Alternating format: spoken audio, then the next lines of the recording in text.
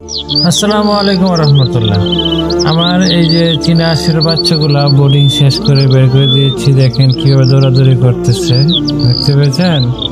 খুবই ভালো লাগা একটা মুহূর্ত আপনাদের সামনে তুলে ধরলাম।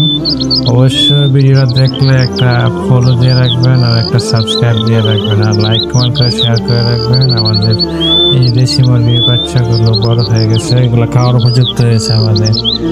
এগুলো আমাদের আর কিনতে হবে না, এগুলো আমরা খাওয়ার জন্য চলবে মাশাআল্লাহ।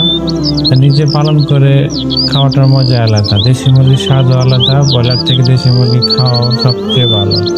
বাচ্চাগুলো মাশাআল্লাহ অনেকগুলা বড় হয়ে গেছে, এদের বোর্ডিং শেষ হয়েছে। এগুলো হাট বদল হবে, যাদের লাগবে তারা অবশ্যই আমাদের সাথে যোগাযোগ করবেন, যোগাযোগ করে নিয়ে যাবেন। বোর্ডিং করা বাচ্চা আর যে দেশি মুরগিগুলো সবগুলোই একসাথে ঘোরাঘুরি করতেছে।